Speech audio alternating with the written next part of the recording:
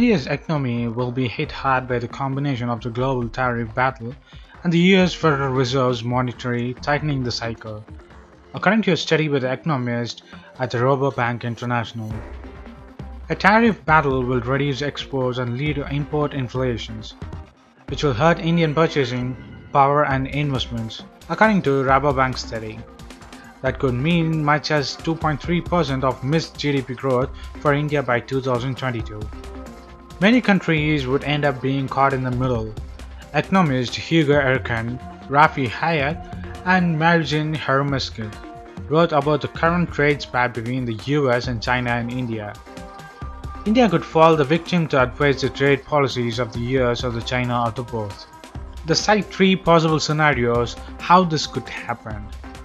China targets the Indian export because the nation is regarded to be an American ally.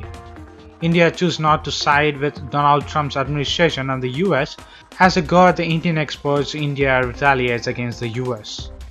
On the other side, this goes against the argument that India is relatively insulated from a trade battle, given its low share of total world export of just 1.7%. President Donald Trump of US has threatened the tariff on $150 billion of Chinese imports in retaliation for the alleged violation of the intellectual property rights, while the Beijing vowed to retaliate on everything from American soybeans to the planes. Besides a possible trade battle, a faster than expected tightening of US monetary policy will lead to the capital outflow. The Rabobank's model estimates India losing $22 billion in the capital flows by 2022. With the scenario getting complicated further in the case of the political instability hits India, the South Asian nation heads into the national election next year. In such an event, the Rabobank model sees the rupee depreciating sharply, and the missed capital flows will amount $32 billion by 2022. If India uses its foreign reserves in such a case, the interest rates could rise sharply as the liquidity decreases. They also wrote, adding that even though India's reserves are substantial, markets will still become a concern about the prospects of further declines. All in all, these developments will create major speed bumps on India's road to economic prosperity, while the demonetization, GST and the cash crunch are crunching India's economy because of some losing and foolish policies of Narendra Modi, the Prime Minister of India. So what do you think? The US is surprised of India might get into the trade battle with the US and China?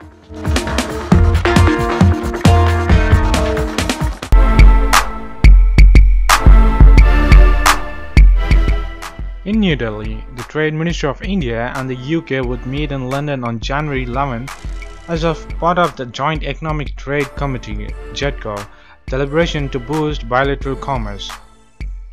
Next, India-UK Joint E-Commerce and Trade Committee (JETCO) meeting co-chaired by the Commerce and Industry Minister Suresh Prabhu, to be held in London on January 11, 2018.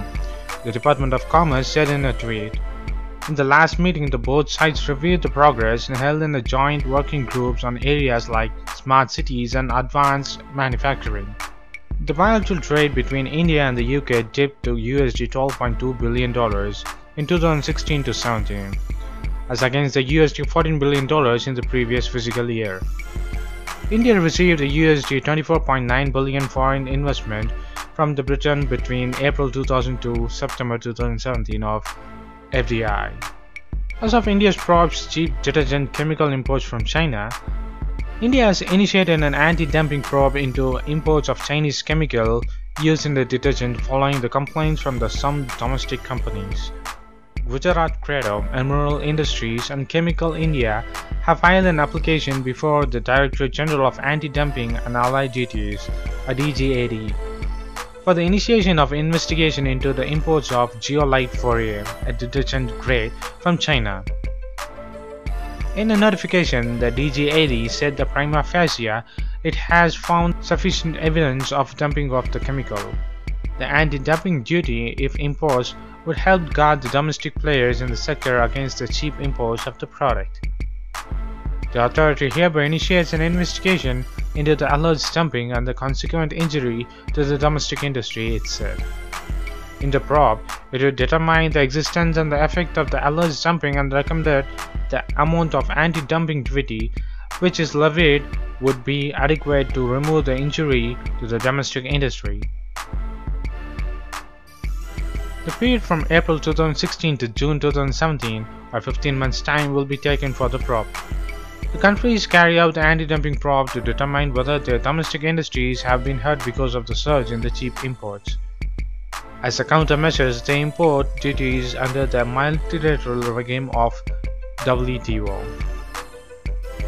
The duty is aimed at ensuring the fair trading practices and creating a level playing field for the domestic producers with regard to the foreign producers and the exporters. India has already imposed anti-dumping duty on the several products of tackle cheap imports including from China. The country has imposed a duty on many 98 products as on December 27 last year of 2017 imported from China. So what do you think of the new bilateral economic trade between India and UK and the new anti-dumping policy against China's imports to India? After years of neglect, African agriculture is being recognized as a powerful driver of the continent's relentless growth. Agriculture and the business of buying and selling the food grown in Africa now accounts for nearly half the continent's economic activity. Today, Africa's agriculture and food market is worth $310 billion and has the opportunity to grow to $1 trillion by 2030. An efficient sector could increase incomes, boost jobs, and reduce hunger and environmental degradation while building shared prosperity. Today, Brazil, Indonesia, and Thailand export more food product than all of the sub-Saharan African countries combined. It's time to change this. Despite being home to half of the world's fertile, uncultivated land and abundant water resources, African farmers get the smallest amount of produce from their crops globally. Africans import half the rice they eat and pay top dollar for it, $3.5 billion per year and more. At the country level, businesses are unable to maximize their potential because of erratic border policies, poor infrastructure, and poorly functioning input markets, including for seeds and fertilizers. Lack of access to capital is also a hindrance. For instance, while Senegal is competitive among its neighbors, it is held back by the difficulty farmers have accessing land, capital, finance for irrigation expansion, and appropriate crop varieties. Further east, Ghana produces fewer types of rice than Senegal, but at a significantly higher cost. The country also imports rice, but levies 40% tariffs and other charges, pushing up the price for consumers. Poor grain quality, lack of cleanliness, and packaging are major deterrents for consumers, constraining the sector's performance. We still see challenges in the business environment, ranging from poor infrastructure and high transportation costs, erratic policy interventions in the agricultural markets and trade, and difficulties being faced by smallholder farmers and small businesses like Freshco. There's need for greater interventions in developing the informal value chains and also linking them with the formal value chains. Maize or corn is a food staple for many Africans. Zambia is competitive when importing maize. It levies fewer tariffs, but fails on exports. Compared to Thailand, a major producer of rain-fed maize, it costs Zambia 3 times more to produce the grain because of the high transport costs, higher labor costs, and lower yields. If we take an example of Kenya, which has been a major exporter of fresh produce to the EU, and smallholder farmers would grow crops such as green beans and export them to the EU market. This is not happening now because of the stringent conditions that have been put in the EU, where smallholder farmers cannot be able to meet these standards. There is need, therefore, to support these farmers so that they can be able to do business in this changing environment by giving them skills that can assist them. Cocoa is another example.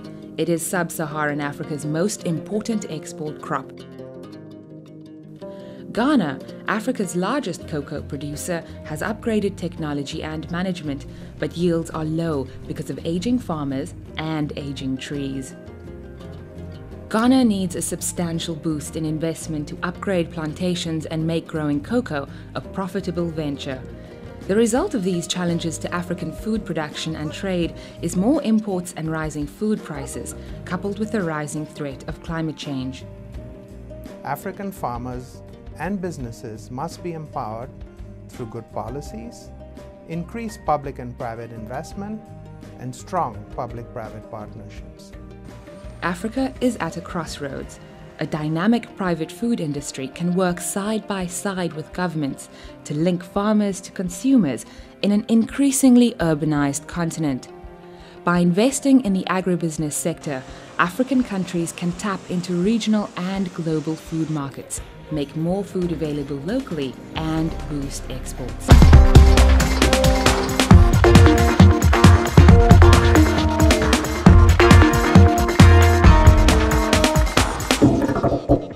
Post your comments below, and if you like this video, please give a thumbs up and follow us in social networks and subscribe to our channel. And thanks for watching. This is WEC Daily. Think big, think different. Bye.